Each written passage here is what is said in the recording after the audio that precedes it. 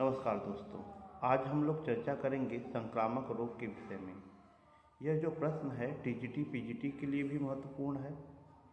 इसके साथ साथ यदि आप हाई स्कूल या इंटर के भी छात्र हैं तो उन परीक्षाओं के भी उद्देश्य ये महत्वपूर्ण है। ग्रेजुएशन भी कर रहे हैं तो संक्रामक रोग हर जगह पूछा जाता है और हमारी जानकारी के हिसाब से भी ये एक अच्छा प्रश्न है। संक्रामक रोग क्या होता है? ऐसे रोग जो एक जीव से दूसरे जीव में फैलते हैं उन्हें हम संक्रामक रोग कहते हैं। अब ये रोग जो है एक जीव से दूसरे जीव में जो फैल रहे हैं, ये फैलने का कई माध्यम हो सकता है। जैसे हवा के माध्यम से भी जा सकते हैं, जल के भी माध्यम से जा सकते हैं, दूषित भोजन के भी माध्यम से जा सकते हैं, या कीट पतंगों के भी माध्यम से जा सकते हैं। अब हम लोग चर्चा करेंगे संक्रामक रोग फैलने के माध्यम कौन कौन से माध्यम हैं। जल एवं आहार के माध्यम से, अगर हम जैसे दूषित जल ग्रहण करते हैं या दूषित आहार ग्रहण करते हैं। दूषित जल का मतलब, मान लीजिए यदि किसी व्यक्ति को संक्रामक रोग हुआ है, चाहे टाइफाइड हो, चाहे मलेरिया हो, चाहे हैजा हो, चाहे अतिसार हो, पेचिश हो, ऐसे रोग हुए हैं और उस कंडीशन में यदि उस व्यक्ति का हम जूठन खा लेते हैं या उसका जूठा पानी पी लेते हैं, तब भी हम इस रोग से ग्रसित हो सकते हैं। तो संक्रामक रोग जो है जल और आहार के माध्यम से भी फैलता है। अब इसमें कौन कौन से रोग होते हैं जो जल और भोजन के माध्यम से फैलते हैं, ये प्रश्न बहुत इम्पोर्टेंट है। जैसे हैजा है, अतिसार है, पेचिश है, टाइफाइड है आदि, ये जो रोग हैं वह जल और दूषित भोजन के माध्यम से फैलते हैं। और ज़्यादातर प्रश्न यही पूछा जाता है कि जल और दूषित भोजन के माध्यम से फैलने वाले रोग, तो हैजा, टाइफाइड, पेचिश और अतिसार। फिर इसके अलावा है वायु के माध्यम से फैलने वाले रोग, संक्रामक रोग। जैसे वायु के माध्यम से, मान लीजिए जैसे किसी भी व्यक्ति कोई रोग से ग्रसित है, संक्रामक रोग से ग्रसित है, और जब वह छींकता है या खांसता है तो उसके नाक से या उसके मुंह से छोटे छोटे कण निकलते हैं और वह छोटे छोटे कण क्या होते हैं, वायु में फैल जाते हैं और उन छोटे कणों के माध्यम से उस रोग का रोगाणु हमारे वायु में आता है और वायु में फैल जाता है। और जो नज़दीकी का व्यक्ति होता है, जब वह सांस लेता है तो उसके सांस लेने के माध्यम से वो छोटे छोटे जो रोगाणु हैं, थूक के कणों के साथ जो बाहर निकले हैं, वो उसके शरीर में चले जाते हैं और उसे भी संक्रमित कर देते हैं। अब यहाँ पे देखना है कि वायु के माध्यम से कौन कौन से संक्रामक रोग फैलते हैं। ज़्यादा इम्पॉर्टेंट प्रश्न यहीं पे बनता है। जैसे है चेचक, छोटी माता, खसरा, तपेदिक, डिप्थीरिया, काली खांसी, ये जो रोग हैं ये वायु के माध्यम से फैलते हैं। फिर इसके बाद है प्रत्यक्ष संपर्क के माध्यम से। प्रत्यक्ष संपर्क के माध्यम से, मान लीजिए जैसे किसी को संक्रामक रोग हुआ है और उसके संपर्क में आते हैं। कुछ ऐसे भी रोग हैं जो प्रत्यक्ष संपर्क में आने से फैलते हैं, जैसे दाद है, खाज है, खुजली है।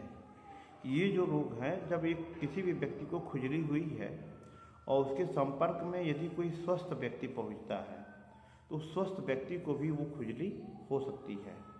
तो ये संपर्क में आने से रोग फैलते हैं, जैसे दाद, खाज, खुजली, कुष्ठ रोग। इसके साथ साथ एड्स भी संक्रामक रोग है जो प्रत्यक्ष संपर्क के माध्यम से यौन संबंधों के कारण ये फैलता है।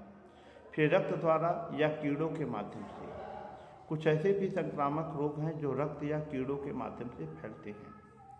मान लीजिए आपको कोई ऐसा मलेरिया हो गया है, डेंगू हो गया है, प्लेग या पीत ज्वर हो गया है और आपको हो गया है और कोई मच्छर आपको काटा, संबंधित रोग के वाहक का मच्छर आपको काटा, तो जब वो मच्छर आपको काट लेता है तो काटता है यानी आपका खून चूसता है, तो उसके माध्यम से वो लार्वा, वो जो रोगाणु हैं उसके लार में चले जाते हैं मच्छर के, और जब वही मच्छर आपको दोबारा काटता है, किसी स्वस्थ व्यक्ति को काटता है, तो उसके मुंह, लार और खून के माध्यम से वह रोगाणु स्वस्थ व्यक्ति के शरीर में प्रवेश कर जाता है और उसे भी वह रोग हो जाता है।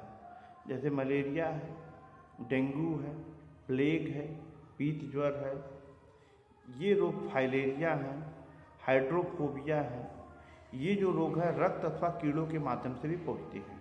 अब जैसे ये भी है, मान लीजिए आप शेविंग करवाने गए या नीडल है, एक डॉक्टर किसी व्यक्ति को इंजेक्शन लगाया, फिर उसी नीडल का उपयोग, उसी इंजेक्शन का उपयोग दूसरे व्यक्ति के लिए कर दिया। शेविंग के लिए गए, उसी ब्लेड का उपयोग कट गया है और दूसरे व्यक्ति को भी उसी ब्लेड का उपयोग कर दिया, तो इस तरह से भी ये रोग फैलते हैं। चोट या घाव के माध्यम से, चोट या घाव के भी माध्यम से रोग फैलते हैं। जैसे टिटनेस वगैरह है, जैसे मान लीजिए लोहा वगैरह है या गोबर वगैरह है, सड़ा हुआ गोबर है या दूसरी चीज़ें हैं, तो उसमें टिटनेस का जो जीवाणु वो पनप रहता है और जब हमें चोट लग जाती है और वो चीज़ हमारे रक्त के संपर्क में आता है तो हमें वह रोग हो जाता है। जैसे टिटनेस भी इसी प्रकार से, मतलब चोट के माध्यम से फैलने वाला संक्रामक रोग है। तो ज़्यादातर इम्पॉर्टेंट यहाँ पे बन रहा है कि जल के द्वारा या भोजन के द्वारा फैलने वाले संक्रामक रोग हैं। टाइफाइड है, अतिसार है, पेचिस है, हैजा है, ये सारे रोग जो है जल और दूषित भोजन के माध्यम से फैलते हैं।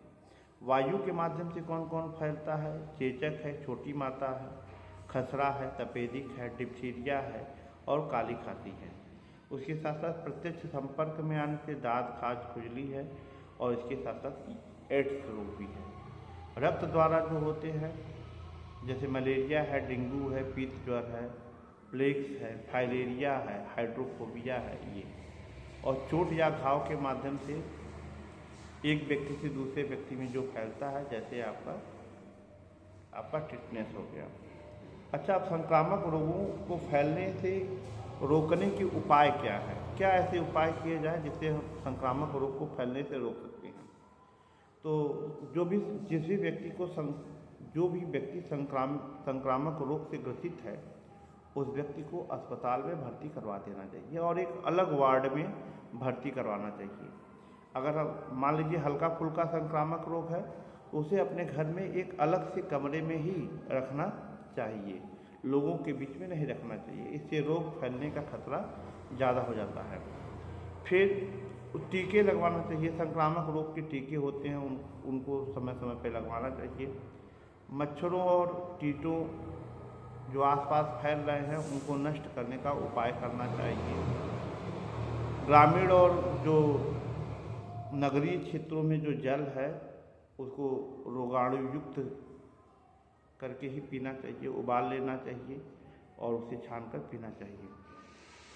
और अधिक संक्रामक रोग फैल गया है तो इसकी सूचना निकटतम सूचना अधिकारी को देना चाहिए। साफ सफाई पर विशेष ध्यान देना चाहिए। साफ सफाई पर उस समय या हमेशा साफ सफाई पर विशेष ध्यान देना चाहिए। संक्रामक रोगों के सामान्य लक्षण क्या हैं? जैसे संक्रामक रोग क्या लक्षण है?